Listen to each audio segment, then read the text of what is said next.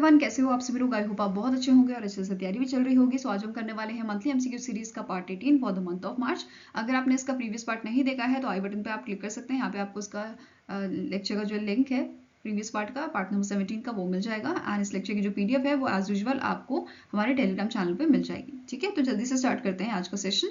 पहला आपका क्वेश्चन है, which organization sign an MOU with the national skill development corporation to launch skill development initiative targeting India's BFSI sector.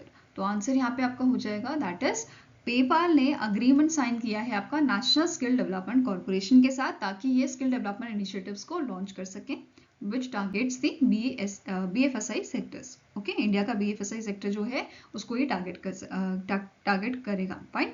Now जो MOU है इसका main focus रहेगा आपका economic empowerment through the skill enhancement, soft skill and personality development training. Okay, अब NSDC जो है ये implement करेगा प्रोजेक्ट को मल्टीपल डिस्ट्रिक्ट्स में, जैसे चेन्नई में, पटना, हैदराबाद, सूरत, इंदौर, बेंगलुरु, मुंबई एंड रांची जैसे डिस्ट्रिक्ट्स में। क्लियर है?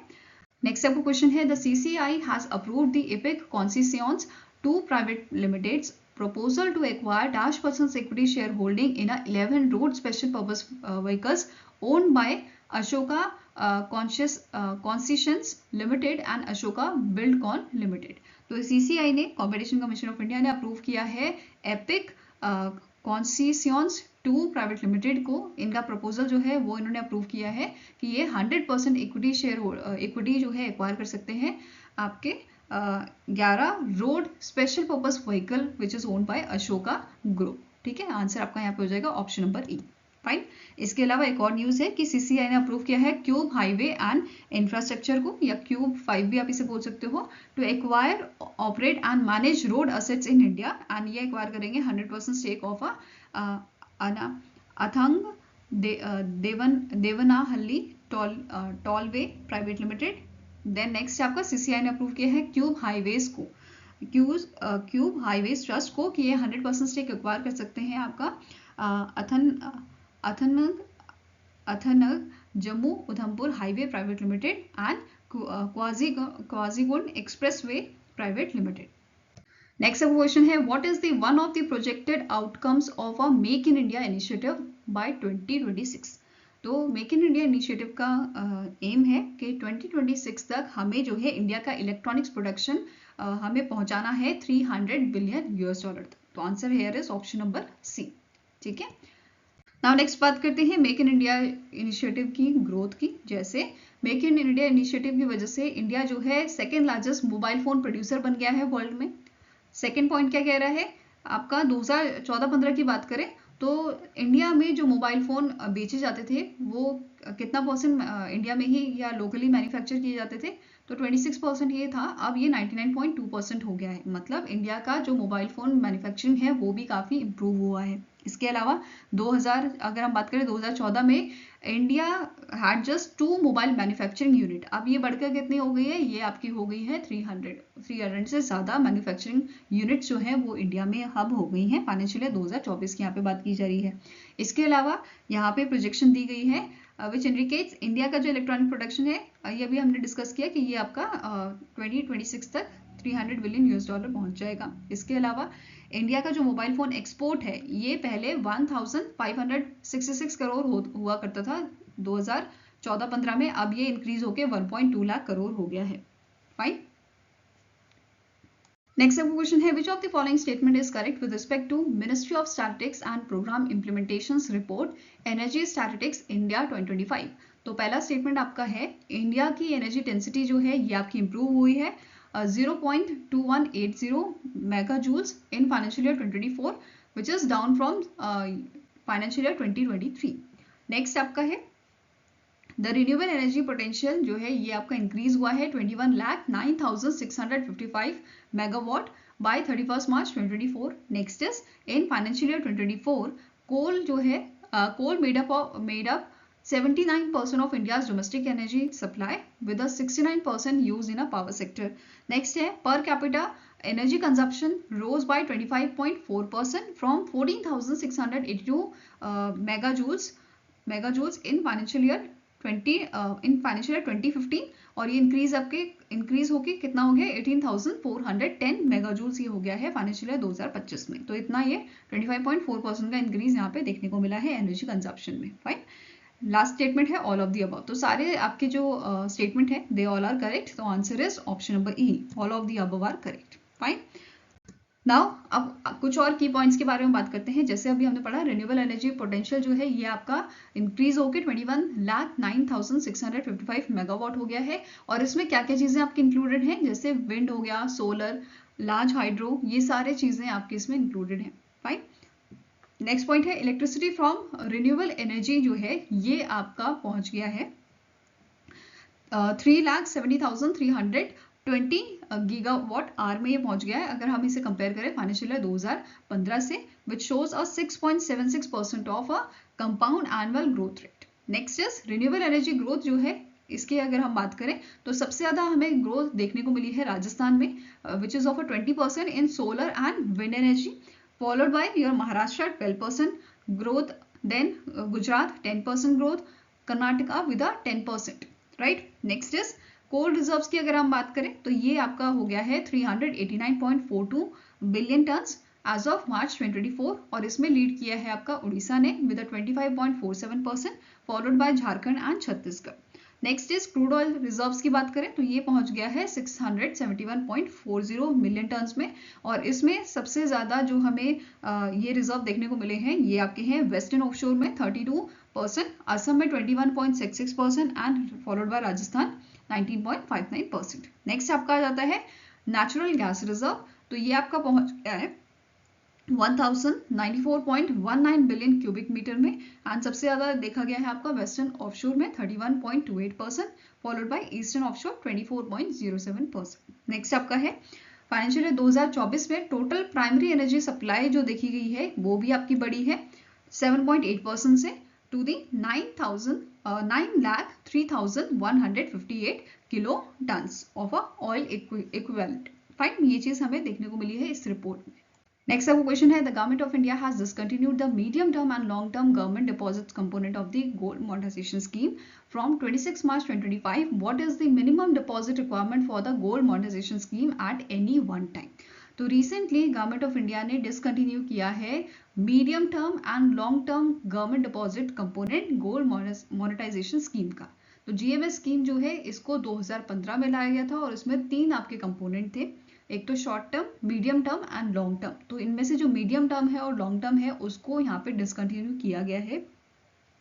आप इसको शुरू से समझते हैं। जो स्कीम है इस स्कीम का मेन एम क्या था कि जो हमारा गोल्ड इंपोर्ट है उसको हम रिड्यूस करें और जो घर पे पड़ा हुआ सोना है लोगों के उसको काम में लाया जाए और इस सोने को आप बैंक में डिपॉजिट करके स्कीम के थ्रू रेट ऑफ इंटरेस्ट यहाँ पे ले सकते थे।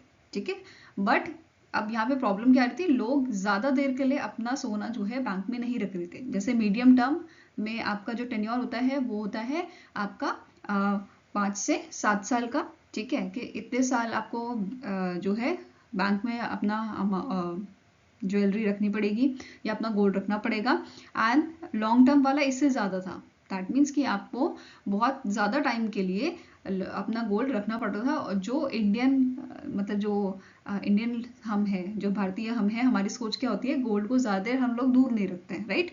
तो यही सोच को यहाँ पे इसकी सोच का जो फर्क है वो देखा गया है और इसी वजह से ज्यादा देर के लिए जो है बैंकों में आपका गोल्ड रखा ही नहीं जा रहा था और इसके चलते अब गवर्नमेंट ने डिसीजन लिया कि इसको हम डिसकंटिन्यू करेंगे। बट जो शॉर्ट टर्म वाला है उसमें 1 से 3 साल तक का जो है टेन्योर है, इसमें इस वजह से लोग 3 साल तक तो अपना गोल्ड रख रहे हैं। तो ये बैंक के ऊपर डिपेंड करेगा कि वो शॉर्ट टर्म वाला कंटिन्यू करना चाहते हैं कि नहीं करना चाहते। तो उसको अभी डिसकंटिन्यू नहीं किया गया है, मीडियम वाले को और लॉन्ग टर्म वाले को गवर्नमेंट ने डिसकंटिन्यू किया है। अब यहाँ पे क्वेश्चन क्या है कि मिनिमम डिपॉजिट रिक्वायरमेंट जो है आपकी जीएमएस स्कीम के तहत एट एनी वन टाइम ये कितनी है, कि मतलब आप कितना gold at any one time जो है वो रख सकते हो, या रिक्वायरमेंट क्या है। तो मिनिमम 10 ग्राम की यहाँ पे रिक्वायरमेंट रखी गई है कि it shall be 10 gram only.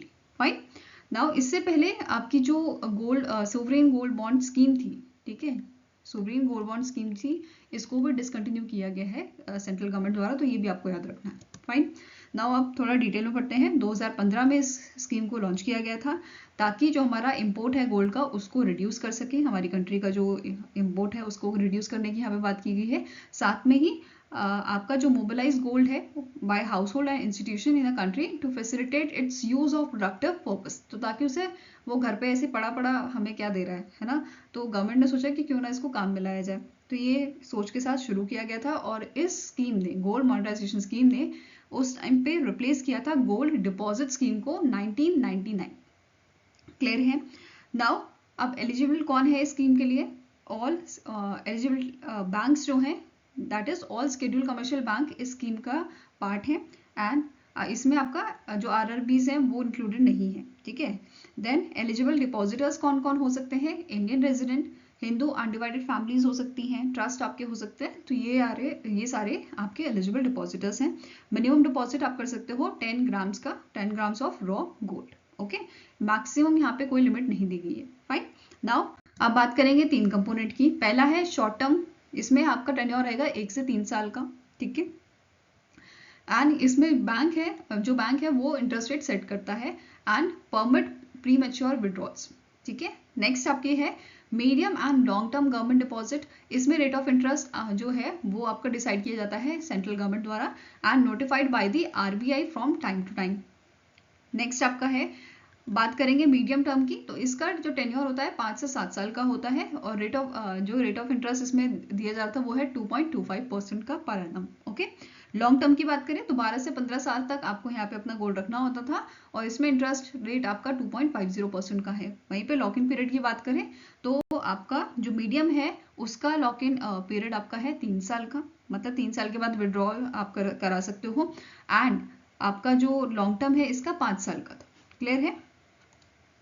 Next question है which ministry has signed a 3-year statement of intent with a UNICEF Yuva to enhance livelihood opportunities for rural women and youth, तो इनमें से कौन सी मिनिस्ट्री है जिन्होंने 3 साल का स्टेटमेंट ऑफ इंटेंट साइन किया है यूनिसेफ युवा के साथ? तो answer it is ministry of rural development. किसने किया है? मिनिस्ट्री ऑफ रूरल डेवलपमेंट द्वारा ये अग्रीमेंट साइन किया गया है ताकि जो फीमेल लेबर फोर्स पार्टिसिपेशन है उसको एनहांस किया जा सके एंड एम्पावर किया जा सके 10 crore self help group members को, ओके। इसके अलावा यहाँ पे इस एमओयू के तहत स्टैब्लिश किए जाएंगे कंप्यूटर दीदी सेंटर्स एंड दीदी की दुकान, ये चीजें यहाँ पे सेटअप की जाएंगी आपके 5 स्टेट्स में, जैसे आंध्र प्रदेश, झारखंड, मध्य प्रदेश, उड़ीसा, राजस्थान जैसे स्टेट्स में। एंड इनका टारगेट है 5 ब्लॉक्स इनिशियली एंड प्लान क्या है, स्केल अप करेंगे 35 स्केल अप करेंगे ये अप टू 35 लाख वुमेन्स को, okay, across these blocks, fine. Now next is कि इन्होंने ये लॉन्च करेंगे यूथ हब को, जो है आपका एक एग्रीगेटर प्लेटफॉर्म है जो कनेक्ट करेगा यूथ को to the job skilling programmes and volunteering opportunities, ठीक है। साथ में ये क्रिएट करेंगे लखपति दीदीज को, विमेन एंटरप्रेन्योर्स जिनकी अर्निंग 1 लाख से 1 लाख आपकी है एनुअली, ठीक है।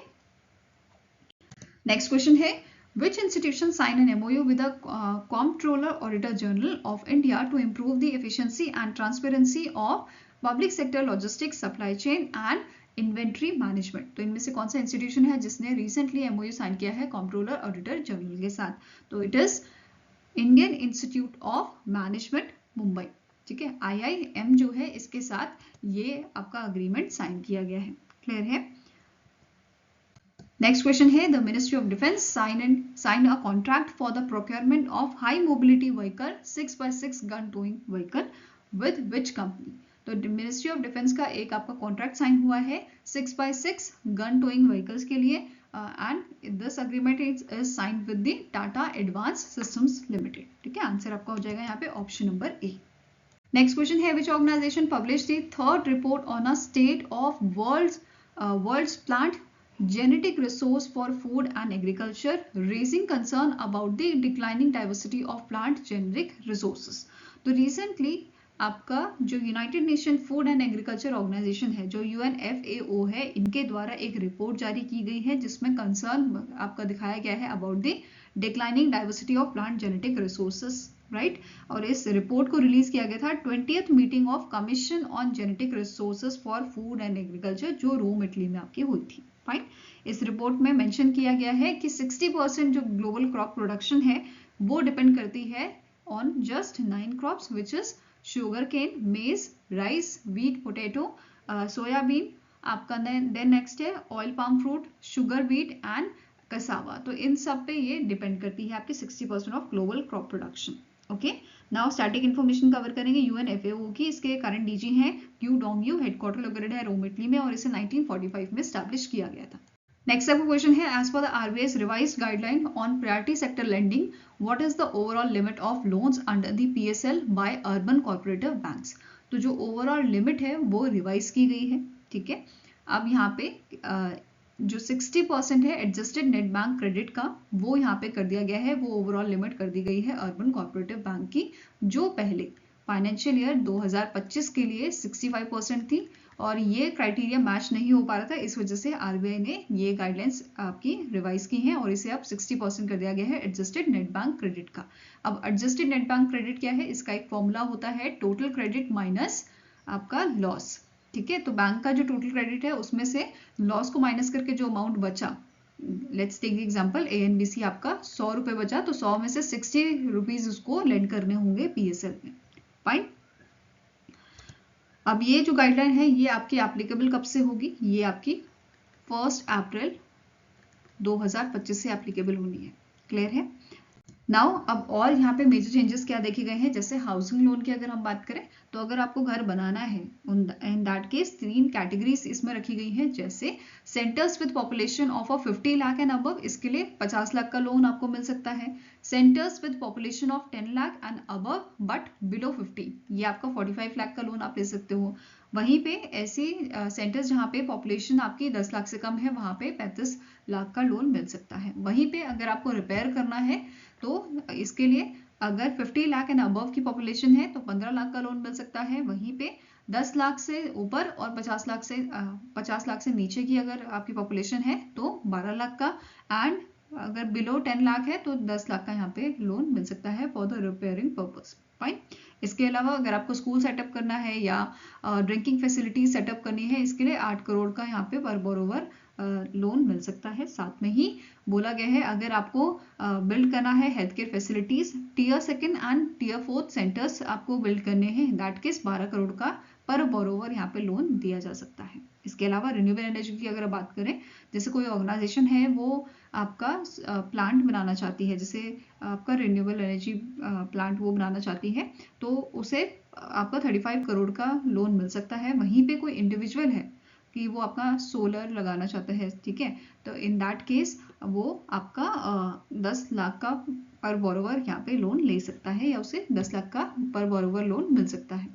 नेक्स्ट आपका क्वेश्चन है, विच institution was conferred with the national intellectual property award 2024 in top Indian academic institution patent category. तो रिसेंटली जो पीयूष गोयल जी हैं इन्होंने नेशनल इंटेलेक्चुअल प्रॉपर्टी अवार्ड 2025 के आपके कन्फर्ड किए थे दिए थे, और इस top Indian academic institution patent category में ये अवार्ड दिया गया है आईआईटी कानपुर को, ठीक है। टोटल 13 कैटेगरीज में ये अवार्ड दिया गया है, जिसमें से आईआईटी कानपुर को आपका top Indian academic institution patent category में ये अवार्ड दिया गया है। Fine. Now next is top Indian individual patent में जो Siddramappa Shivshankar Dharen male and doctor Swagatika Panda female, इन दोनों शख्स को, इन दोनों पर्सनालिटी को ये अवार्ड दिया गया है। Then top Indian individual design में doctor Anushka P in a female, and then next है आपका टॉप R&D इंस्टीट्यूशन और organisation for patent filing grant and commercialisation, इस कैटेगरी में अन्ना यूनिवर्सिटी जो है उसको ये अवार्ड दिया गया है, which is located in the Chennai Tamil Nadu. Next बात करते हैं अदर कैटेगरीज की, जैसे टॉप पब्लिक और private company for patent filing grant and commercialisation India, इसमें मैन्युफैक्चरिंग सेक्टर में टाटा स्टील का नाम है और सर्विस सेक्टर में जियो प्लेटफॉर्म लिमिटेड का नाम है। Next is top Indian MSME for patent filing grant and commercialisation, इसमें कौन सी ऑर्गेनाइजेशन को सेलेक्ट किया गया है, it is your West Bengal chemical industries limited.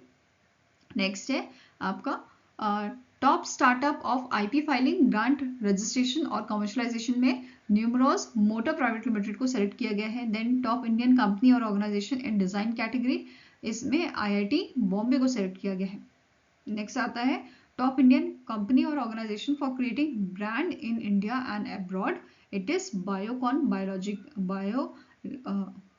Biologics limited. Next है बेस्ट इंक्यूबेटर और नर्चरिंग दी आईपी, इसमें Atal incubation centre Nalanda institute of technology foundation को सेलेक्ट किया गया है। इसके अलावा जो आपके स्पेशल साइटेशन है उनकी बात करते हैं, जैसे for technology and innovation support centre, इसमें ये अवार्ड दिया गया है West Bengal state council of science and technology. Then दूसरी कैटेगरी आपकी फॉर पेटेंट इंफॉर्मेशन सेंटर, इसमें भी सेम ऑर्गेनाइजेशन को सेलेक्ट किया गया है। देन नेक्स्ट आपका है फॉर इंस्टीट्यूशंस इनोवेशन काउंसिल, इसमें Pimpri Chinchwad college of engineering को सेलेक्ट किया गया है from Mumbai Maharashtra, from Pune Maharashtra. Next is for Atal tinkering laboratories, इसमें सेलेक्ट किया गया है DCM presidency school of Ludhiana. Okay, साथ में नोट करना है जो नेशनल आईपी अवार्ड्स हैं they are align with the world intellectual property organisation award. और इनकी बात करें अगर डब्ल्यूआईपीओ की, तो डब्ल्यूआईपीओ आईपी एंटरप्राइजेस ट्रॉफी ये दी गई है Jio platform and Tata steel को। Then WIPO medal for inventors ये दिया गया है Siddharamappa Shivashankar Daren and Biocon biologics limited को। नेक्स्ट आता है विपो यूजर्स ट्रॉफी, इसमें IIT कानपुर को अवार्ड दिया गया है। नेक्स्ट क्वेश्चन है the ministry of defence has signed multiple contracts worth rupees dash to strengthen the operational capabilities of Indian arm force. तो इनमें से कितना अमाउंट का जो अग्रीमेंट है, जो कॉन्ट्रैक्ट है, वो साइन किया है मिनिस्ट्री ऑफ डिफेंस ने। तो आंसर आपका हो जाएगा इट इज ऑफ 2500 करोड़। ठीक है, कितना है रुपीज 2500 करोड़ का कॉन्ट्रैक्ट साइन हुआ है with the armoured vehicle Nigam limited, और इनके साथ ये अग्रीमेंट हुआ है for the Nag missile system and force Motors limited and Mahindra limited के साथ अग्रीमेंट साइन हुआ है आपका 500 for supplying the 5000 light vehicles. ठीक है, तो ये दो अग्रीमेंट यहाँ पे साइन हुए हैं। अगर हम बात करें नाग मिसाइल सिस्टम की, तो इसकी कॉस्ट आपकी है 1801.34 करोड़। डेवलपर इसकी है DRDO की defence research and development laboratory. वहीं पे रेंज इसकी रहेगी 500 मीटर से 4 किलोमीटर्स की। स्पीड क्या है 230 मीटर्स पर सेकेंड की। वेयरएज अब बात करें अगर लाइट व्हीकल प्रोक्योरमेंट की, तो इसकी कॉस्ट आपकी है 698.66 crore.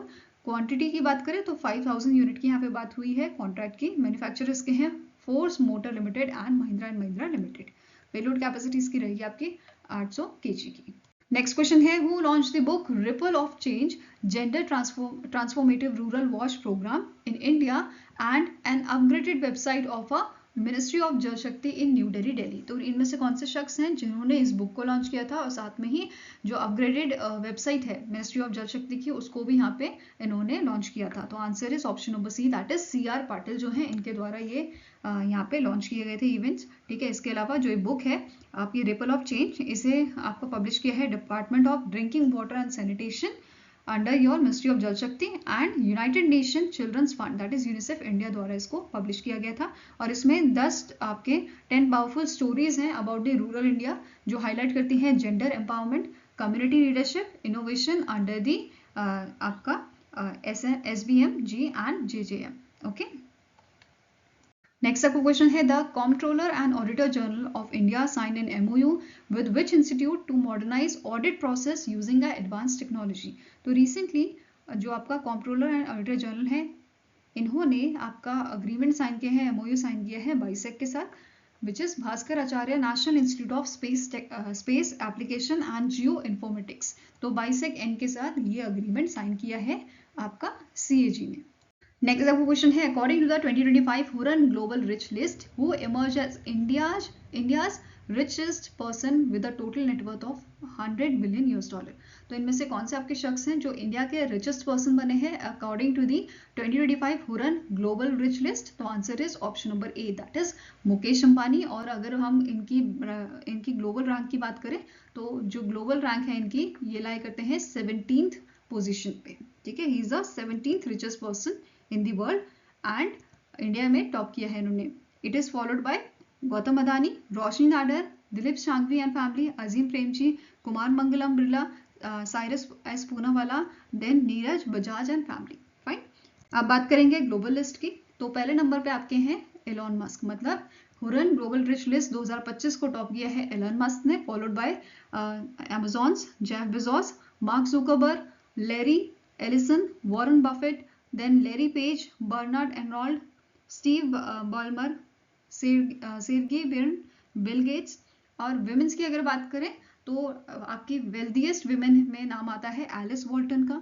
Then Francoise Bettencourt Meyers, Julia Koch and family, Jacqueline Mars, Roshni Nadar in the 5th position, Mackenzie Scott, then Mariam Edelson and family, then आ जाते हैं आपके Abigail Johnson, Marilyn Simons and family, Linda Stephens and family. तो ये आपके women's हैं जिन्होंने top किया है। इसके अलावा अदर पॉइंट्स देख लेते हैं, जैसे टॉप 5 कंट्रीज जहां से सबसे ज्यादा बिलियनर्स हमें देखने को मिले हैं इस रिच लिस्ट में। तो पहला आपका है यूएसए, 870 आपके बिलियनर्स शामिल थे इस लिस्ट में। देन चाइना से 823, इंडिया से 284, यूके से 150, जर्मनी से 141। क्लियर है। नाउ अदर पॉइंट्स, जैसे ये आपका 14th एडिशन था इस इंडेक्स का। इस इंडेक्स में 3442 बिलियनर्स की लिस्ट आपकी जारी की गई है फ्रॉम द 71 कंट्रीज। टोटल इसमें 561 विमेंस थी इस लिस्ट में आपकी, जो इनमें से भी 224 are self made, right. Next is total of 387 new billionaires इस लिस्ट में आपके नए आए हैं, और सबसे ज्यादा आपके न्यूयॉर्क सिटी से बिलोंग करते हैं बिलियनर्स, ठीक है। तो इसे हम न्यूयॉर्क को यहाँ पे as a global billionaire capital भी कहा गया है। सेकेंड नंबर पे आपका है लंदन। वहीं पे एशियन बिलियनर कैपिटल कौन सा है, Shanghai with 92 billionaires, whereas second number पे यहाँ पे था मुंबई से 90 बिलियनर्स यहाँ पे थे। इसके अलावा मुकेश अंबानी जी की बात करें तो ये एशिया के रिचेस्ट पर्सन हैं, ठीक है। नेक्स्ट आपको क्वेश्चन है, which among the following option is correct with respect to 19th edition of a Singapore maritime week 2025, जो आपका सिंगापुर में हुआ था इन मंथ ऑफ मार्च। तो पहला स्टेटमेंट क्या बोल रहा है, सिंगापुर मैरीटाइम वीक को ऑर्गेनाइज किया था maritime and port authority of Singapore ने, और इसका थीम था action need ambition. Next statement है, during the event government technology agency of Singapore launch Singapore inaugural maritime digital twin in collaboration with maritime and port authority of Singapore. तो दोनों ही organisation ने आपका maritime digital twin launch किया था। Basically it is your sandbox, जहाँ पे जो different companies हैं, डिफरेंट रिसर्चर्स हैं, वो कनेक्ट कर सकते हैं maritime and port authority of Singapore के साथ। नेक्स्ट इज, इंडिया और सिंगापुर ने लेटर ऑफ इंटेंट यहाँ पे साइन किया था in collaborate on the green and digital shipping corridor. Next है, इंडिया और नीदरलैंड ने डिस्कस किया था in enhancing their inland waterways transport. Basically यहाँ पे दोनों ही ऑर्गेनाइजेशन, मतलब इंडिया और नीदरलैंड की जो आपके यहाँ पे डेलीगेशन था, उन्होंने डिस्कस किया था to facilitate cargo movement in a low draft rivers, जैसे ब्रह्मपुत्रा और बराक आपके हो गए, ठीक है। तो बेसिकली दोनों ही कंट्रीज के बीच में इनलैंड वाटरवेज ट्रांसपोर्ट को आपका बढ़ावा देने के लिए, बूस्ट करने के लिए यहाँ पे डिस्कशन हुई थी। इसके अलावा नेक्स्ट है, ऑल आर करेक्ट। तो सारे स्टेटमेंट आपके करेक्ट है, तो आंसर क्या हो जाएगा, option number E, that is all are correct. और इंडिया का डेलीगेशन यहाँ पे लीड किया था यूनियन मिनिस्टर सर्बानंदा सोनोवाल ने। नेक्स्ट आपको क्वेश्चन है, according to the 37th edition of a global financial centre index release by the China development institute and ZEN partners, what is the overall rank of a GIFT city Gujarat in the GFCI index. तो 37th addition जो आपका release किया गया है, इसमें gift city की जो आपका रैंक है, it stands for the 46th, ठीक है। ओवरऑल जो रैंक है इसकी वो है 46। वहीं पे टॉप किसने किया है, न्यूयॉर्क ने with a score of 769। It is followed bye London second number पे 762 रैंक के स्कोर के साथ, followed by your Hong Kong with 760 score. Clear है। नाउ गिफ्ट सिटी ने 46 रैंक हासिल की है, और रेपुटेशनल एडवांटेज कैटेगरी जो है उस पर इसने टॉप किया है। वहीं पे जो फिनटेक रैंकिंग है उसमें इंप्रूव किया है 45th रैंक से, अभी ये 40th रैंक पे पहुंच गए हैं। वहीं पे हम दूसरी इंडिया की सिटी की बात करें, मुंबई की, तो इसका रैंक था आपका 52, न्यू दिल्ली का था 60। क्लियर है।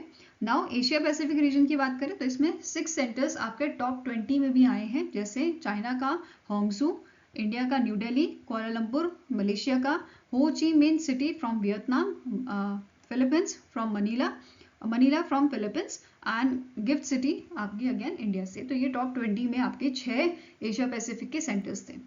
फाइन। इसके अलावा जो GFCI है, इसने डेटा कहाँ से इकट्ठा किया है, जिसके बेसिस पे ये इंडेक्स बनाया गया है। तो 140 इंस्ट्रूमेंटल फैक्टर्स पे ये आपका इंडेक्स बेस्ड है। जिसमें से आपके कौन कौन सी ऑर्गेनाइजेशन से डेटा लिया गया है, जैसे वर्ल्ड बैंक हो गया, OECD हो गया और यूनाइटेड नेशंस से। क्लियर है? नेक्स्ट आपका क्वेश्चन है, name the organisation that has recently in March released its first green status assessment for the lion, describing the species as largely depleted while retaining its status as a vulnerable on the red list। तो इनमें से कौन सी organisation है जिन्होंने first green status assessment for lion जो है release किया है? तो आंसर आपका हो जाएगा it is IUCN, international union for conservation of nature. इस ऑर्गेनाइजेशन ने आपका पहला ग्रीन स्टेटस असेसमेंट निकाला है लायन के लिए। ठीक है, इसी के साथ नोट करना है, as per the 2023 IUCN red list of threatened species for the lion, इनके अकॉर्डिंग जो आपका अफ्रीका का एरिया है, इसमें अडल्ट और सब अडल्ट लायन की जो पॉपुलेशन है वो है आपकी 23,000 के अराउंड। वहीं पे इंडिया की अगर बात करें तो इंडिया में nearly 670 adult and sub adult lion आपके मौजूद हैं। ठीक है, as per this 2023 IUCN red list.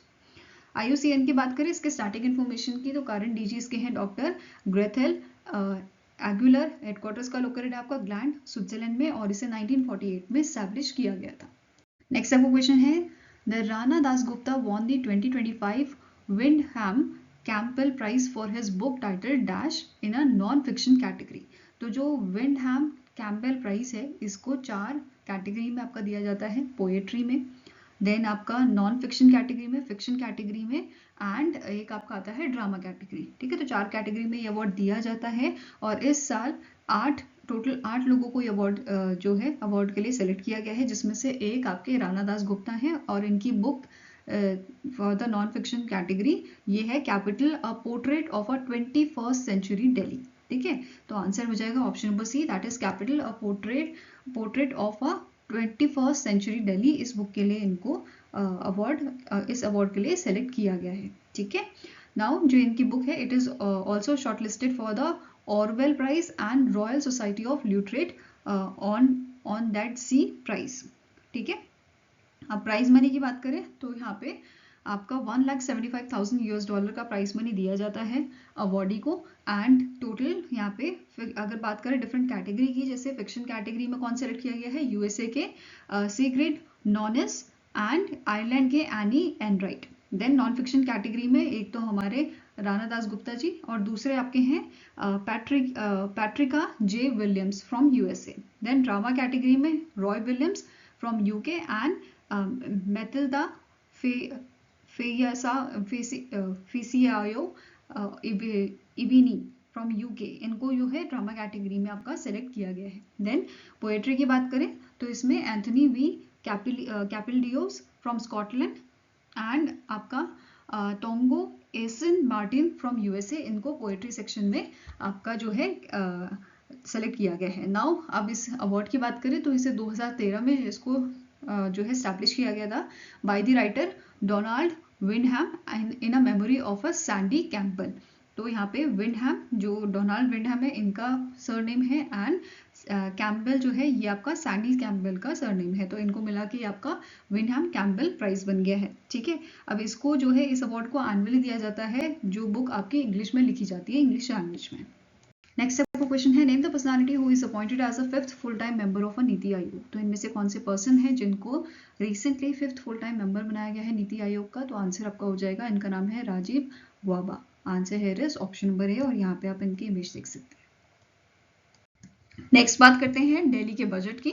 तो जो दिल्ली की CM है रेखा गुप्ता जी, इन्होंने दिल्ली का बजट आपका रिलीज किया था 1 लाख करोड़ का। इसमें क्या क्या चीजें इंपॉर्टेंट आपकी हैं, जैसे इन्होंने मेंशन किया है about the Yamuna cleaning and water management, इसके तहत वेस्ट वाटर ट्रीटमेंट के लिए 500 करोड़ का भी यहाँ पे अलॉटमेंट किया गया है। सीवेज इंफ्रास्ट्रक्चर के लिए 250 करोड़ का, then water quality and public health के लिए 9,000 करोड़ का एलोकेशन दिया गया है। इसके अलावा यहाँ पे नेक्स्ट आता है इंफ्रास्ट्रक्चर एंड अर्बन डेवलपमेंट के लिए, इसके लिए आपका 150 करोड़ का अलॉटमेंट यहाँ पे दिया गया है। बेसिकली इसमें जो फ्लड कंट्रोल मेजर्स हैं वो यहाँ पे आपके करे जाएंगे। ठीक है, वाटर लॉगिंग जो होती है उसके लिए समाधान यहाँ पे ढूंढा जाएगा, निकाला जाएगा, और उसके इम्प्लीमेंटेशन के लिए 150 करोड़ का अलॉटमेंट दिया गया है। नेक्स्ट आता है हेल्थ केयर के लिए। तो हेल्थ केयर सेक्टर के लिए 6,874 करोड़ का बजट दिया गया है। इसके अलावा PM जन आरोग्य योजना के लिए 2,144 करोड़ का अलॉटमेंट किया गया है। देन पब्लिक ट्रांसपोर्ट या पब्लिक सेक्टर के लिए आपका 12,952 करोड़ का अलॉटमेंट दिया गया है। वहीं पे women's welfare and safety education and skill development के लिए आपका 5,100 करोड़ का अलॉटमेंट दिया गया है, स्पेशली फॉर द महिला समृद्धि योजना। एजुकेशन की बात करें तो पीएम श्री स्कीम के लिए 100 करोड़ का अलॉटमेंट दिया गया है। वहीं पे बोला गया है कि ये लॉन्च करेंगे doctor BR Ambedkar stipend scheme को। 5 करोड़ का अलॉटमेंट इसके लिए किया गया है और इसमें आपका जो SC स्टूडेंट्स होंगे उनको मंथली 1,000 रुपए का स्टाइफन दिया जाएगा। साथ में ही अटल कैंटीन्स यहाँ पे जो है ओपन की जाएंगी, 100 अटल कैंटीन्स, और उसमें पर प्लेट 5 रुपीज की पर प्लेट यहाँ पे मील दिया जाएगा। नेक्स्ट बात करते हैं, पंजाब का बजट आपका रिलीज हुआ था रिसेंटली। टोटल बजट पंजाब का है 2.36 लाख करोड़ का, और इसमें अगर हम बात करें डिफरेंट चीज़ों के लिए कितना एलोकेशन दिया गया है, जैसे पंजाब गवर्नमेंट ने अभी रिसेंटली लॉन्च किया था युद्ध नशे दे विरुद्ध, मतलब वॉर अगेंस्ट ड्रग, एक कैंपेन उन्होंने लॉन्च किया था, और ये जो बजट है इसका मेन फोकस भी आपका इस पे रहेगा। ठीक है, अब यहाँ पे 1 मार्च 2025 को इस कैंपेन को लॉन्च किया गया था ताकि कंप्लीटली ड्रग को हटाया जा सके पंजाब से। फाइन, अब बात करते हैं हेल्थ सेक्टर की। तो हेल्थ सेक्टर के लिए 5,598 करोड़ का एलोकेशन दिया गया है, जिसमें आपका जो है फरिश्ते स्कीम जो है इसके लिए 10 करोड़ का एलोकेशन रहेगा, and families which are covered under the Mukhyamantri Sarbat सेहत बीमा योजना, इस स्कीम के तहत आपका यहाँ पे क्या बोला गया है, सेहत कार्ड नेक्स्ट ईयर तक जो है प्रोवाइड किया जाएगा to the families which are covered under the scheme, and इस कार्ड से कैशलेस ट्रीटमेंट कराया जा सकेगा पंजाब के किसी भी गवर्नमेंट और प्राइवेट हॉस्पिटल्स में। ठीक है, इसके अलावा यहाँ पे लॉन्च किया गया था बदलते पिंड बदलता पंजाब इनिशिएटिव को, जिसके लिए 3,500 करोड़ का एलोकेशन दिया गया है। साथ में ही बोला गया है रंगला पंजाब विकास स्कीम जो है इसको लॉन्च किया जाएगा, और इसके लिए एलोकेशन दिया गया है 585 करोड़ का। देन मुख्यमंत्री स्ट्रीट लाइट योजना जो है इसके लिए 115 करोड़ का एलोकेशन दिया गया है। साथ में ही आपका बोला गया है 300 यूनिट पर मंथ जो है वो फ्री करी गई है, और इसके लिए एलोकेशन दिया गया है 7,614 करोड़ का। फाइन, नाउ एजुकेशन सेक्टर की बात करें तो 17,975 करोड़ का जो आपका बजट है वो एलोकेट किया गया है एजुकेशन सेक्टर के लिए। आई होप गाइस आपको वीडियो पसंद आया हो। पसंद आया तो लाइक एंड शेयर जरूर कीजिएगा, और हमारे साथ जुड़ने के लिए हमारे चैनल को सब्सक्राइब कीजिएगा। अगर आपके कुछ सजेशन है तो आप हमें मेल कर सकते हो benchmarkstudy007@gmail.com पे, या फिर आप हमें कमेंट सेक्शन में भी लिख सकते हैं। सो मिलेंगे इसी नेक्स्ट वीडियो के साथ। Till then take care, have a nice day and all the best for your preparations.